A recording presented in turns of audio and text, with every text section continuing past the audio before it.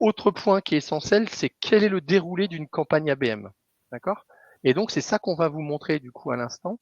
Et donc là, vous voyez bien que le déroulé d'une campagne, c'est quoi? C'est ce qu'on a évoqué sur la data, c'est l'identification de l'ICP. Donc, on doit définir qui sont mes décisionnaires, qui est mon persona, définir du coup, bien évidemment, les fonctions clés qu'on va viser. Donc, c'est tout ce qu'on a évoqué du coup, Nathalie, sur la partie data. Ensuite, du coup, c'est l'identification de la liste des comptes, puisqu'en fait, on va travailler très précisément à avoir une liste de comptes. On parlait de 7 contacts en moyenne pour décider de prendre une décision. Eh ben, on va avoir besoin de créer en fait un organigramme et de créer du coup la liste de ces contacts-là pour du coup pouvoir mener les actions. D'accord?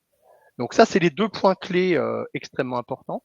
Et troisième point clé, c'est ce que j'évoque, c'est on a besoin de travailler la proposition de valeur, on a besoin de travailler du coup l'analyse de marché.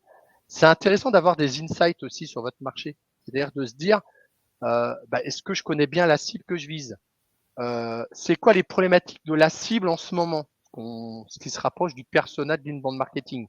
Hein, donc quel est du coup très clairement toutes ces insights qui vont permettre de mener la campagne.